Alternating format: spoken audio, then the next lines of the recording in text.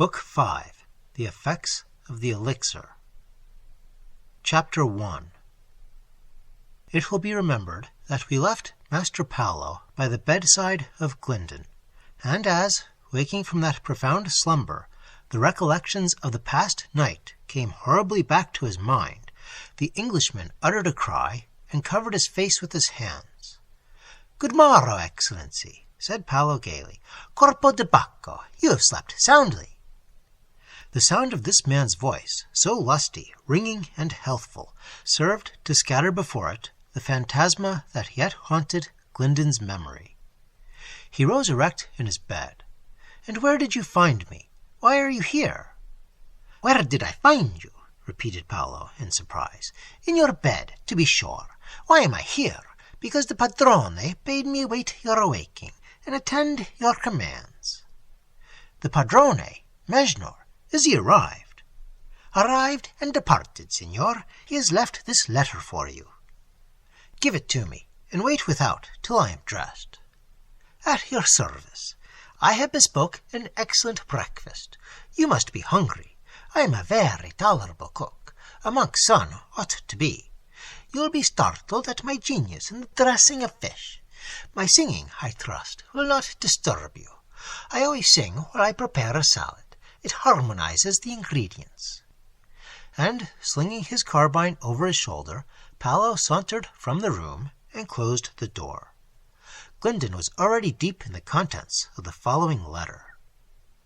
"When I first received thee as my pupil, I promised Zanoni, if convinced by thy first trials that thou couldst but swell, not the number of our order, but the list of the victims who have aspired to it in vain, I would not rear thee to thine own wretchedness and doom. I would dismiss thee back to the world. I fulfill my promise. Thine ordeal has been the easiest that neophyte ever knew. I asked for nothing but abstinence from the sensual and a brief experiment of thy patience and thy faith. Go back to thine own world.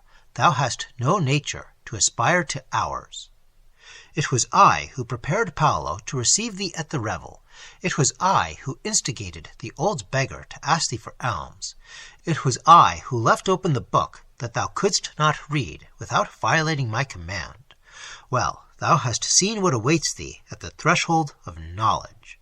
Thou hast confronted the first foe that menaces him whom the senses yet grasp and enthrall. Dost thou wonder that I close upon thee the gates forever? Dost thou not comprehend, at last, that it needs a soul tempered and purified and raised, not by external spells, but by its own sublimity and valor, to pass the threshold and disdain the foe? Wretch, all my science avails nothing for the rash, for the sensual, for him who desires our secrets but to pollute them to gross enjoyments and selfish vice. How have the impostors and sorcerers of the earlier times perished by their very attempt to penetrate the mysteries that should purify and not deprave? They have boasted of the philosopher's stone and died in rags, of the immortal elixir and sunk to their grave, gray before their time. Legends tell you that the fiend rent them into fragments. Yes, the fiend of their own unholy desires and criminal designs. What they coveted, thou covetest, and if thou hadst the wings of a seraph, thou couldst soar not from the slough of thy mortality. Thy desire for knowledge, but petulant presumption, thy thirst for happiness, but the diseased longing for the unclean and muddied waters of corporeal pleasure, thy very love, which usually elevates even the mean, a passion that calculates treason amidst the first glow of lust. Thou, one of us, thou a brother of the august order, thou an aspirant to the stars that shine in the Shemaiah of the Chaldean lore. The eagle can raise but the eaglet to the sun. I abandon thee to thy twilight. But, alas for thee, disobedient and profane, thou hast inhaled the elixir. Thou hast attracted to thy presence the ghastly and remorseless foe. Thou thyself must exorcise the phantom thou hast raised. Thou must return to the world, but not without punishment and strong effort canst thou regain the calm and the joy of the life thou hast left behind. This, for thy comfort, will I tell thee. He who has drawn into his frame even so little of the volatile and vital energy of the aerial juices as thyself, has awakened faculties that cannot sleep, faculties that may yet, with patient humility, with sound faith, and the courage that is not of the body like thine, but of the resolute and virtuous mind, attain, if not to the knowledge that reigns above, to high achievement in the career of men. Thou wilt find the restless influence in all that thou wouldst undertake. Thy heart, amidst vulgar joys, will aspire to something holier. Thy ambition, amidst coarse excitement, to something beyond thy reach. But deem not that this of itself will suffice for glory. Equally may the craving lead thee to shame and guilt. It is but an imperfect and new-born energy which will not suffer thee to repose. As thou directest it, must thou believe it to be the emanation of thine evil genius or thy good. But woe to thee, insect meshed in the web in which thou hast entangled limbs and wings. Thou hast not only inhaled the elixir, thou hast conjured the spectre. Of all the tribes of the space, no foe is so malignant to man, and thou hast lifted the veil from thy gaze. I cannot restore to thee the happy dimness of thy vision. Know, at least, that all of us, the highest and the wisest, who have, in sober truth, passed beyond the threshold, have had as our first fearful task to master and subdue its grisly and appalling guardian. Know that thou canst deliver thyself from those livid eyes. Know that while they haunt, they cannot harm, if thou resistest the thoughts to which they tempt, and the horror they engender. Dread them most when thou beholdest them not. And thus, son of the worm, we part. All that I can tell thee to encourage, yet to warn and to guide, I have told thee in these lines. Not from me, from thyself, hast come the gloomy trial, from which I yet trust thou wilt emerge into peace. Type of the knowledge that I serve, I withhold no lesson from the pure aspirant. I am a dark enigma to the general seeker. As man's only indestructible possession is his memory, so it is not in mine art to crumble into matter the immaterial thoughts that have sprung up within thy breast. The tyro might shatter this castle to the dust, and topple down the mountain to the plain. The master has no power to say, exist no more, to one thought that his knowledge has inspired. Thou mayst change the thoughts into new forms. Thou mayst rarefy and sublimate it into a finer spirit, but thou canst not annihilate that which has no home but in the memory, no substance but the idea. Every thought is as a soul. Vainly, therefore, would I or thou undo the past, or restore to thee the gay blindness of thy youth. Thou must endure the influence of the elixir thou hast inhaled. Thou must wrestle with the spectre thou hast invoked. The letter fell from Glyndon's hand. A sort of stupor succeeded to the various emotions which had chased each other in the perusal, a stupor resembling that which follows the sudden destruction of any ardent and long-nursed hope in the human heart, whether it be of love, of avarice, of ambition. The loftier world for which he had so thirsted, sacrificed, and toiled was closed upon him for ever, and by his own faults of rashness and presumption. But Glyndon's was not of that nature which submits long to condemn itself. His indignation began to kindle against Mejnour, who owned he had tempted, and who now abandoned him to the presence of a spectre. The mystic's reproaches stung rather than humbled him. What crime had he committed to deserve language so harsh and disdainful? Was it so deep a debasement to feel pleasure in the smile and the eyes of Felidae? Had not Zanoni himself confessed love for Viola? Had he not fled with her as his companion? Glyndon never paused to consider if there are no distinctions between one kind of love and another. Where, too, was the great offence of yielding to a temptation which only existed for the brave? Had not the mystic volume, which Mejnour had purposely left open, bid him but beware of fear? Was not, then, every wilful provocation held out to the strongest influences of the human mind, in the prohibition to enter the chamber, in the possession of the key which excited his curiosity, in the volume which seemed to dictate the mode by which the curiosity was to be gratified?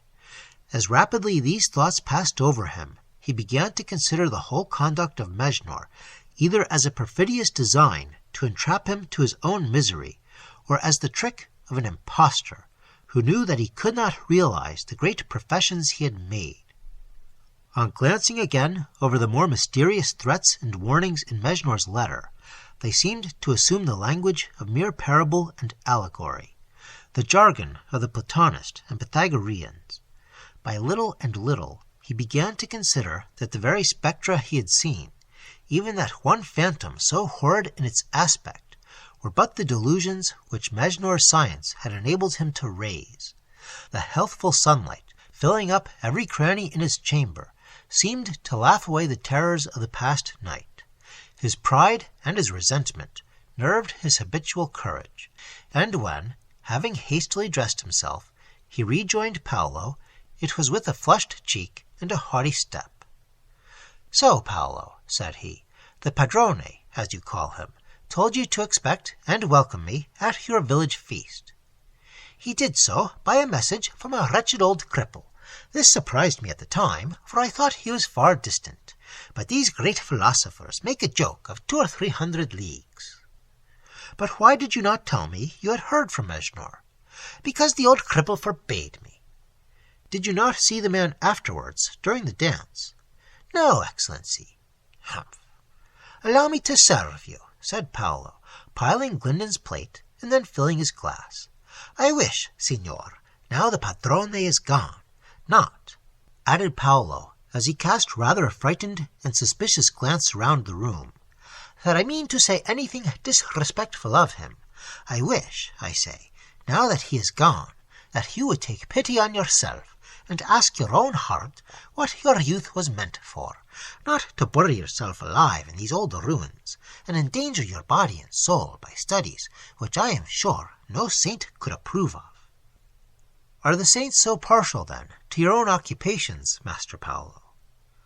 "Why," answered the bandit, a little confused, "a gentleman with plenty of pistoles in his purse need not, of necessity, make it his profession to take away the pistoles of other people. It is a different thing for us poor rogues. After all, too, I always devote a tithe of my gains to the Virgin, and I share the rest charitably with the poor. But eat, drink, enjoy yourself. Be absolved by your confessor for any little peccadilloes that don't run 2 long scores at a time. That's my advice. Your health, Excellency. Pshaw, signor. Fasting, except on the days prescribed to a good Catholic, only engenders phantoms." "Phantoms?" "Yes, the devil always tempts the empty stomach, to covet, to hate, to thieve, to rob, and to murder. These are the natural desires of a man who is famishing.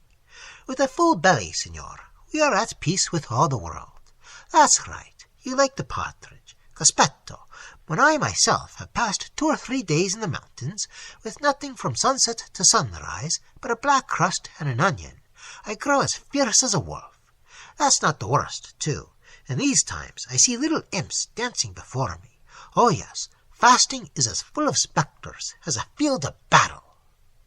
Glyndon thought there was some sound philosophy in the reasoning of his companion, and certainly the more he ate and drank, the more the recollection of the past night and of Mejnour's desertion faded from his mind. The casement was open, the breeze blew, the sun shone, all nature was merry, and merry as nature herself grew Maestro Paolo. He talked of adventures, of travel, of women, with a hearty gusto that had its infection. But Glyndon listened yet more complacently when Paolo turned with an arch smile to praises of the eye, the teeth, the ankles, and the shape of the handsome Valide. This man, indeed, seemed the very personation of animal sensual life. he would have been to Faust a more dangerous tempter than Mephistopheles. There was no sneer on his lip at the pleasures which animated his voice. To one awaking to a sense of the vanities in knowledge, this reckless, ignorant joyousness of temper was a worse corrupter than all the icy mockeries of a learned fiend. But when Paolo took his leave, with the promise to return the next day, the mind of the Englishman again settled back to a graver and more thoughtful mood. The elixir seemed, in truth, to have left the refining effects Mejnour had ascribed to it. As Glyndon paced to and fro the solitary corridor, or, pausing, gazed upon the extended and glorious scenery that stretched below, high thoughts of enterprise and ambition, bright visions of glory, passed in rapid succession through his soul. "Mejnour denies me his science. Well," said the painter proudly, "he has not robbed me of my art." "What, Clarence Glyndon, dost thou return to that from which thy career commenced? Was Zanoni right after all?" He found himself in the chamber of the mystic, not a vessel, not an herb. The solemn volume is vanished. The elixir shall sparkle for him no more. But still in the room itself seems to linger the atmosphere of a charm. Faster and fiercer it burns within thee, the desire to achieve, to create. Thou longest for a life beyond the sensual, but the life that is permitted to all genius, that which breathes through the immortal work and endures in the imperishable name. Where are the implements for thine art? Tush! When did the true workman ever fail to find his tools? Thou art again in thine own chamber, the white wall thy canvas, a fragment of charcoal for thy pencil. They suffice, at least, to give outline to the conception that may otherwise vanish with the morrow. The idea that thus excited the imagination of the artist was unquestionably noble and august. It was derived from that Egyptian ceremonial which Diodorus has recorded, the judgment of the dead by the living, when the corpse, duly embalmed, is placed by the margin of the Acherusian lake, and before it may be consigned to the bark which is to bear it across the waters to its final resting place, it is permitted to the appointed judges to hear all accusations of the past life of the deceased, and, if proved, to deprive the corpse of the rites of sepulture. Unconsciously to himself, it was Mejnour's description of this custom, which he had illustrated by several anecdotes not to be found in books, that now suggested the design to the artist, and gave it reality and force. He supposed a powerful and guilty king, whom in life scarce a whisper had dared to arraign, but against whom, now the breath was gone, came the slave from his fetters, the mutilated victim from his dungeon, livid and squalid as if dead themselves, invoking with parched lips the justice that outlives the grave. Strange fervor this, O artist, breaking suddenly forth from the mists and darkness which the occult science had spread so long over thy fancies. Strange that the reaction of the night's terror and the day's disappointment should be back to thine holy art. Oh, how freely goes the bold hand over the large outline! How, despite those rude materials, speaks forth no more the pupil, but the master.